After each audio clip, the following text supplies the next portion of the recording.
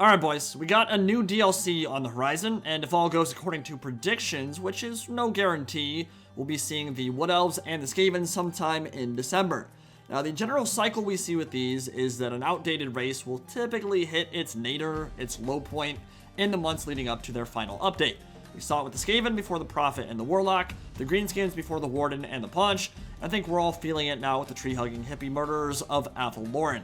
Things are bound to change for them, quite dramatically, I would imagine, both in terms of their unit roster and campaign mechanics, and typically, these patches come up with sweeping balance changes that affect the rest of the cast as well. But before we get to that point, there is a topic I want to discuss. Now, Warhammer 2 is a game where matchups maketh multiplayer. We've talked about that before. Before any units are picked, before any conflict begins, there are certain factions that have a clear-cut, inherent advantage over others. We've talked about a few of them. Bretonnia's ability to swarm the field with heavy knights and run over the Wood Elves, for example, is a great one there. Thankfully, there aren't too many horrific examples of this. Matchups that are so lopsided or boring to play that they're downright unpleasant. And considering the ridiculous diversity this game has to offer across like 15 distinct races, Creative Assembly's done a pretty decent job balancing battles in a way that they're still fun and engaging despite some of these lopsided matchups. And even the really bad ones can be overcome by outplaying and outpicking your opponent, and of course, that is something you want to see in a strategy game. But there can be some truly egregious scenarios that arise when certain races try to kill each other on the battlefields of Warhammer 2. And that is what this list is going to be all about. Those rivalries that make us want to tear our hair out in frustration and feel kinda hopeless, unwinnable, and smell like stale farts overall. This won't just be about the contest where the pendulum swings wildly in favor of a certain race. It's also about the ones that are straight up snooze fests, the ones that are super boring, where players are railroaded into certain builds and playstyles, and where the tactics employed are boring to watch and use. And in each of these scenarios, we'll talk about what each player tries to do, how they try to impose their will, why it often fails in the case of matchups where it's bad for a certain race, and how things could change to make it a more palatable, enjoyable experience for the players, and for those watching at home. So without further ado, let's tackle the top 5 worst matchups in Total War Warhammer 2. And coming in at number 5, we have the Lizardmen versus the Beastmen. Now the Beastmen are a topic we've hit hard and fast over the last several months because we've just been waiting stupidly long for them to finally get some lovin'. They're a very capable faction in the right hands, incredibly mobile, built around momentum, and quickly dropping enemy leadership. Huge charge bonus, overwhelming speed, and the best hunters of routing units in the game. They excel at blending infantry with chariots, at flanking, and outmaneuvering an opponent, and then preying on their skirmishers and ranged firepower. But they tend to run into trouble when the armored monster mashes come out to play. Single entities that can survive the initial onslaught, heal, and then plunge right back into the thick of it. It's a common thread across many Beastmen games, where they slaughter their opponent's infantry and skirmishers, grab an early lead, look like they're in the ascendance, and then simply run out of gas, where they're typically forced to blob around dinos, where they fall prey to wave clear spells and simply cannot deal enough damage before terror routes start kicking in. And from there, stuff just spirals completely out of control. At this point in Warhammer 2's lifecycle, I think it's safe to say the Beastmen are considered low tier. But remember, the gap between the best and the worst factions in Mortal Empires isn't necessarily a large one, and individual matchups are a much better indicator. There are some quote-unquote low-tier factions that actually have favorable matchups against some of the best factions in the game. Now, unfortunately for the Beastmen, the children of the old ones are their kryptonite, no question about it, and stuff will get ugly for them in a heartbeat if they're not on their A-game straight from the jump. The main issue they face is that they currently have no reliable way to get Ancient Stegodons off the field.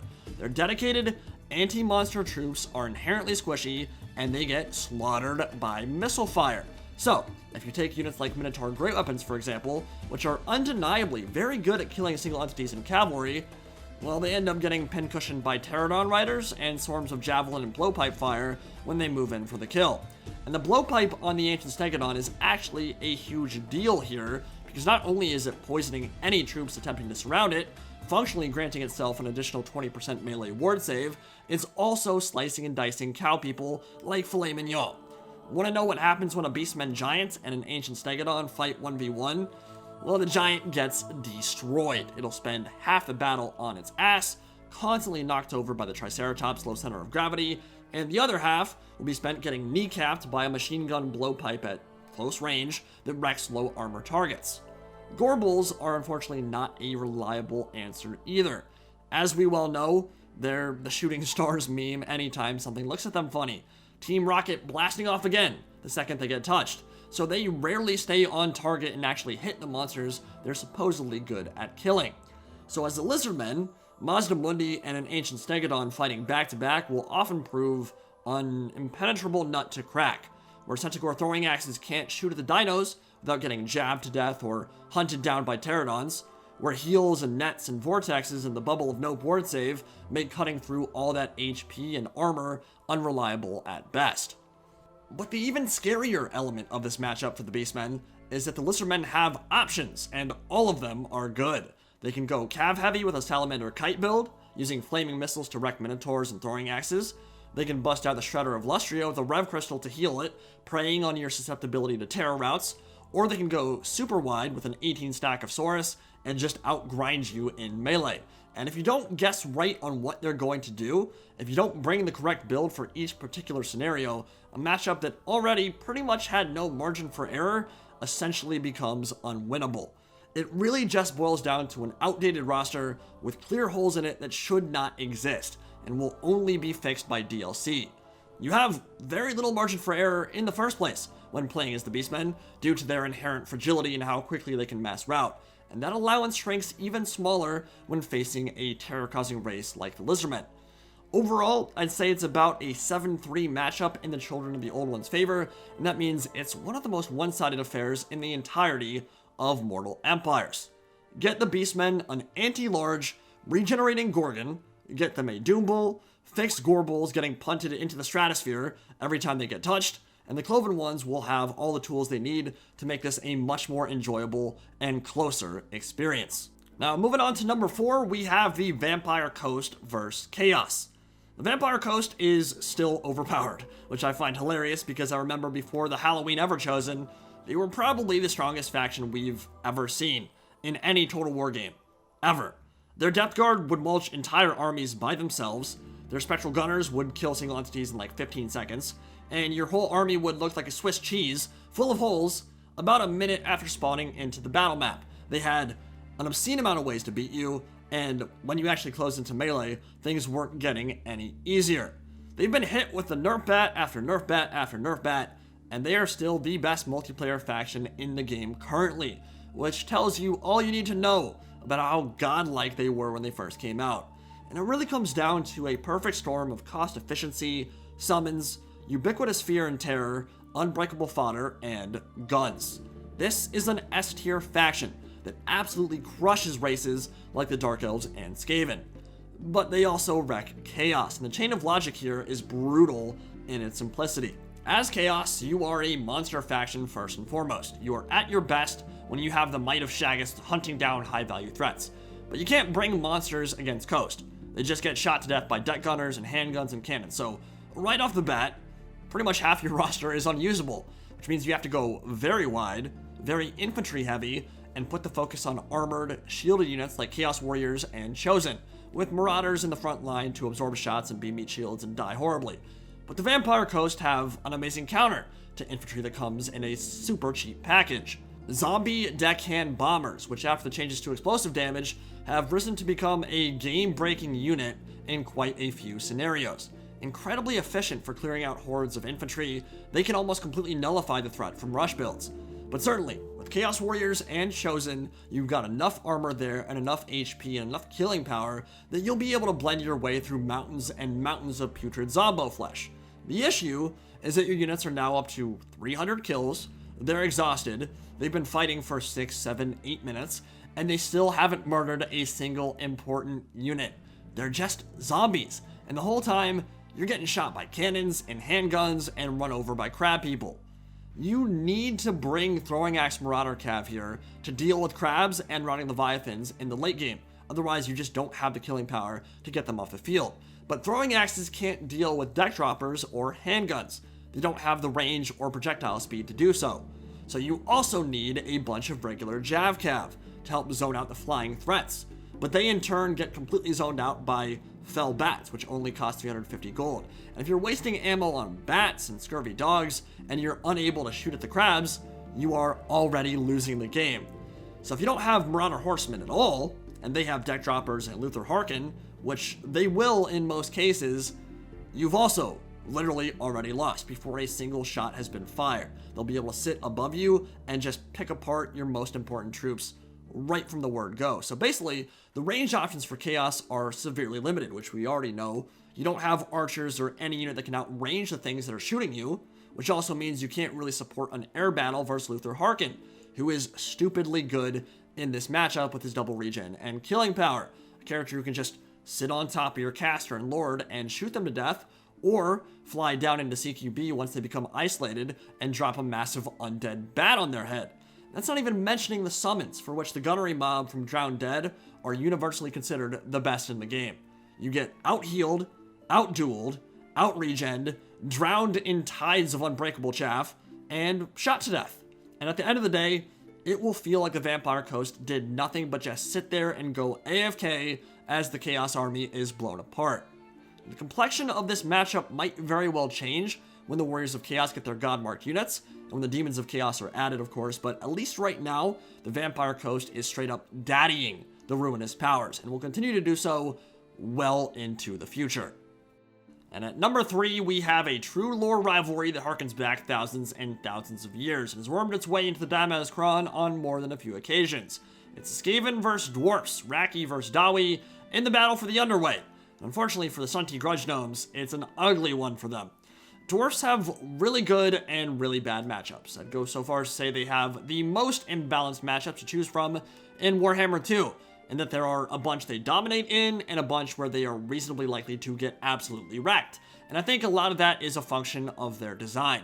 It actually started out pretty well for them when Mortal Empires first dropped. I mean, they certainly had to worry about Plague Furnace and Screaming Bell Rushes and Hamster Wheels of Doom, but they made good account of themselves up until the point Ikit Claw made landfall with the Prophet and the Warlock DLC.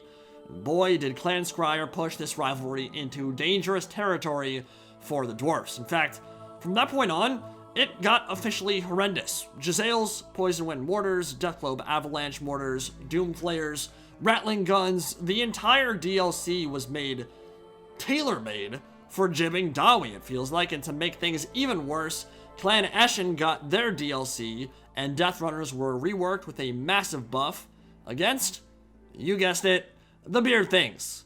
The Death Runner rework was, in and of itself, a really big deal. They lost some models in HP, so maybe a nerf overall to the other races they could potentially fight, but they gained plus 10 bonus versus infantry. There's only one faction in the game that can only bring infantry. So suddenly, there's an armor-sundering, Weeping Blade Stalker with high speed and Vanguard that trades upwards into and can defeat most units on the roster.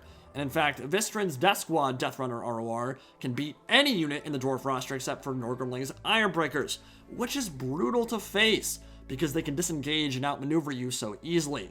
The Dwarfs have no magic damage whatsoever to cut through their 30% physical resistance, and they can strike from invisibility at any angle to kill your artillery, your back line, or your shield walls. And they can kind of hide in the back of the mountain for a while too, so you don't know if or when they are coming. Combine that with Deathmaster Snickich and his scaling damage, can get up to like 700 weapon damage when he's fighting someone like Grommadal when they're low, using a sigil and cycle charging to gimp even powerful duelist lords like Gromby the White Dwarf, and you're looking at a leaderless, runeless army if Eshin is playing correctly. And all of that is just one small ninja subset of their entire roster. So what it comes down to is this. Dwarfs are fantastic when they can spam range units. They can field like 12 units of Rangers and Thunderers and Quarrelers and spread the field and force you through rank after rank of cheap charge defense shield walls. But this does not work against Skaven, against all those summons and all that speed. The Ratmen are faster, they can outflank and outmaneuver on a whim, and keeping Rangers and Thunderers and Cannons alive against Plague Monk summons appearing behind you and Death Runners charging in from weird angles is exceptionally difficult. You cannot box up and play like a nerd, you'll likely get shot out of it by Giselles, and Doom Wheels and Doom Flayers can run through a box anyway. And you can't blob up because of Warp Shard armor from the Warlock Engineer, which will drain your life over time and hit a bunch of your units. And there's the potential for Poison Wind Mortars as well, which destroys blobs. Jezzails are also a hard counter to basically your entire roster. Shield breaking, armor piercing, long range, and difficult to shut down.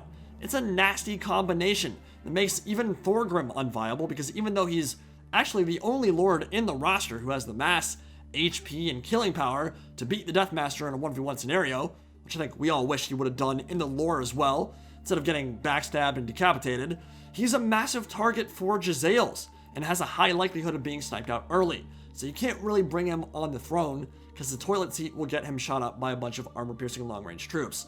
So for Dwarf players, the game plan is to field a full 20 stack, going super wide, with a hero core in the center, like Belegar, a Runesmith and Gotrek, or Gotrek, Felix and Grombradal. You get an air force of 4 steam gyrocopters, which are great for killing Skaven, maybe 3 or 4 cannons, and play that onion style of defense, beating up on Snicketch or Queek or Icket with flash bombs and Wrath and Ruins whenever they close the gap. But often, this won't be enough, because Howling Warp Gale freezes your gyros, and then the Jezzails just snipe them out of the sky. Cannons do counter Jezzails, but they take a long time to do so, and as we said, with the Skaven Rush, Death Runners threatening your rear, summons all over the place, it can quickly become overwhelming for even good Dawi players. That's to say nothing of the people who are average or maybe not so experienced with them. This matchup simply boils down to the Ratmen having an answer for literally anything and everything the Dwarfs try to do. And because of it, it is inarguably one of the worst matchups in the game, potentially pushing 8-2 in the Skaven's favor with how bad it is. Moving on, I'm sorry to say it guys, but the Cloven Ones are on the list again, and they're still on the receiving end. For the number 2 spot, we have Vampire Counts versus Beastmen, a matchup that is a nightmare for the goat people of the forest, because Blood Knights are the beginning and end of this discussion. Well, them and Mortis Engines as well. So the analysis here is perhaps even more straightforward than Skaven vs Dwarfs, where everything counters the opposition, because here, it only comes down to a few units. The Beastmen know for sure will be brought, but they still can't really do anything to stop it. We've talked about it before, but the Beastmen are susceptible to terror routes, and they lack leadership. Those are 2 of their biggest issues. And those are problems when the entire Vampire Counts roster causes fear and terror, and has easy access to spells like Doom and Darkness. Beastmen thrive in situations where they can run down routing troops, but the undead do not break, they do not flee, they are implacable and unyielding, so there's nothing for the Beastmen to chase off the map using their superior speed, because none of them actually route.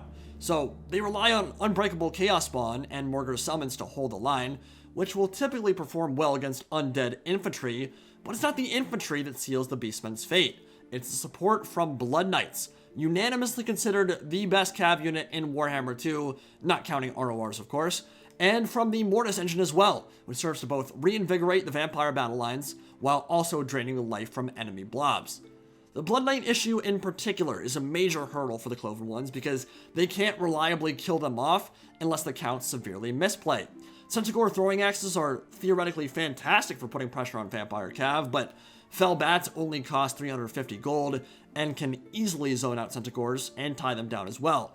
And with only 14 ammunition, any volley you fire to get rid of the bats is one less you have to kill the actually important stuff. If you shoot at Fell Bats, you are already losing. And because both sides know how important throwing axes are, a cheeky Vampire Counts player could get super mean with it, bring Manfred with the Sword of Unholy Power, and cast 4 Bunas on each of the Centaur units. Now, he doesn't have to do that, but if he wants to troll, he could, and at that point, Beastmen are pretty much out of options. They no longer have the ability to kill Blood Knights. Minotaur Grow Weapons can't really finish off Blood Knights either. They can do a lot of damage if they don't get charged, but they don't have the speed to actually finish them off, and then the Blood Knights can disengage and go heal what in the heck, and if they happen to get charged by Blood Knights, it's over. I mean, they don't have the staying power to survive something like that. So, Wars of Attrition are quite literally the worst engagements a Beastman player can pursue, because none of your units actually heal, and most of them have wonky leadership once they drop below half and lose their Primal Fury. So if you can't finish off the Blood Knights, the entire Bray herd is in serious danger. Then comes the other problem, the Mortis Engine. Ungor Raiders are pretty much unviable in numbers large enough to reliably burst down a Mortis engine, because as we know, vampire counts have an amazing aerial presence, amazing summon game, and are possibly the best race in Mortal Empires for shutting down range play. And even if a player does manage to get it low, it can still be healed by Nahek. If the Beastmen wants to go full infantry blob around double giants, well, the support infantry gets run off, terror routed, and then the giants are exposed to psychocharging from the elite vampire cav, which, as we know, giants aren't actually half as tanky as Creative Assembly would like us to believe. There just aren't many reliable ways to approach this particular rivalry, and it's one of the most lopsided in the game because of it. Pretty simple equation. Mortis Engine plus Knights of Bloodkeep equals GG. And finally, for the number 1 spot, we have my least favorite matchup in Total War Warhammer. This one takes the cake not just because it's very imbalanced, which it is, but because it's also boring as hell to both watch and play. It's Dwarfs versus Wood Elves, in a conflict that's about as exciting as watching paint dry. I think we can all agree any competition where a player can sit there, go away from keyboard, and win with a minimal amount of effort or thought or micro doesn't really belong in a strategy game. But with the massive selection of races and units we have to choose from, it's no real surprise that at least a few are really, really bad to play and really, really unfun. Now, this is a matchup where the Stunties flagellate the Knife Ears like the pole proportion dendrophiles they are, where the Dawi grab a bunch of Azrai arrows and shove them up beneath their femboy fingernails, and where they headbutt those blonde-haired traitors until there's nothing but a butt left. And the whole time, they're sitting there yawning as the players and all viewers at home fall asleep. So, here's the thing. For the Wood Elves, your entire army is, as we know, incredibly squishy and gets wrecked by missiles. The ones who don't get wrecked by cannons, so your Durthus, your Treekin, your Treemen, yeah, sure, Corlers won't do a massive amount to them because they have high armor, but cannons will destroy them. Effectively, 40% of your roster is immediately out the window before a single unit is ever picked because they deal magic damage, and Dwarfs have 22% magical resistance. You rely heavily on arrow fire to deal damage, but most of the Dawi roster has shields and high armor, and they can field an obscene amount of cheap stuff that isn't worth shooting in the first place. You're not going to shoot 450 gold Dwarf Warriors with your limited ammo, 1150 gold Way Watchers. It's not a good trade for the Azrai in any way, shape, or form. Organ guns destroy Wood Elves, as in every single projectile will one-shot any Azrai infantry model on the field, which means 1 or 2 organ guns, when kept alive, can often single-handedly win the Dwarfs the battle outright, and the entire army for the Wood Elves is weak to flame, either because they're low armor and get one-shot by Iron Drakes essentially, or because they literally have the flame weakness trait. And your heaviest hitters outside of Orion are slow and get bullied by cannons and Thunderer Fire. Poor Durthu never stood a chance. And every time the infantry clashes all across the battlefield, the Wood Elves are getting cost-inefficient trades. They're getting blown apart by blasting charges, they're paying more money to trade evenly, they're massively outnumbered, and as soon as their archers are out of ammunition, their use in melee and on the balance bar becomes questionable at best. So, as the Wood Elves, there's a couple ways to potentially play this. The first is with a full rush build. A bunch of Wild Riders, Orion, Eternal Guard, Horn of the Wild Hunt for the 54% charge bonus map-wide, War Dancers, Wildwood Rangers, all that stuff. Swarm the field with infantry and cav, try to shut down the cannons, have enough units where the Dwarfs can't capitalize on all their Runes of Wrath and Ruins and slows, and just get hyper-aggressive and up in their face. This build has the potential to work on occasion. More importantly, it's quite a bit more fun to watch and play than the alternatives, because it's proactive, and the battle, no matter how it goes down, will likely be mercifully short.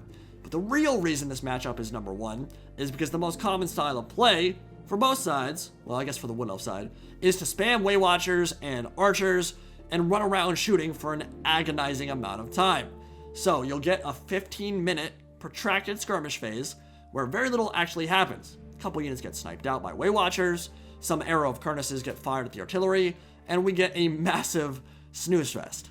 Wood Elves vs Dwarfs, in my experience, is the only matchup in the history of Total War Warhammer that frequently pushes the 20-minute battle timer. And in fact, I've seen numerous games that accomplish that dubious goal, matches that just timed out in a draw, with neither player winning, because they were just sitting there, staring at each other, waiting for the perfect moment to fire a volley into the unshielded side of a unit or something.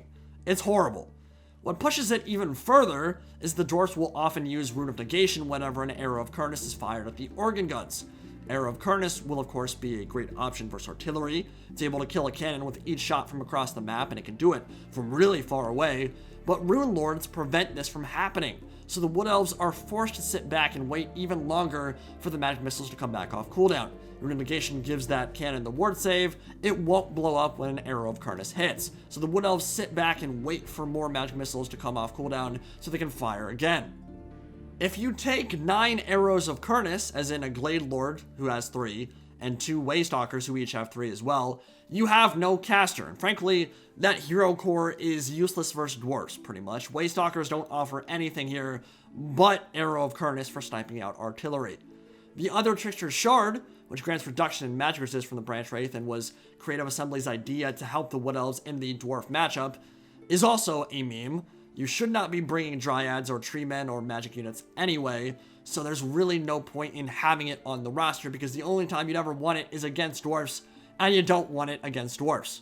And so instead of a fierce rivalry where Dawi and Azrai kill each other for all the grudges and the enmity they've shared over millennia, we get a terrible, no good, very bad show of arrow volleys, a few Wood Elf giblets here and there, and a staring contest that has a high likelihood of ending in a draw. And that's with the fact that Dwarfs have a massive advantage in this matchup anyway. Probably a 7-3 conflict in their favor. So yeah, not very interesting, not very palatable, not very well balanced, and it's just kind of how the cookie crumbles in a game like this. So let me know, what are your least favorite matchups in Total War Warhammer 2? Which ones do you feel deserve to be on this list? And I'll see you all in the next video. Andy Pride, signing out for now. Have a good one, guys.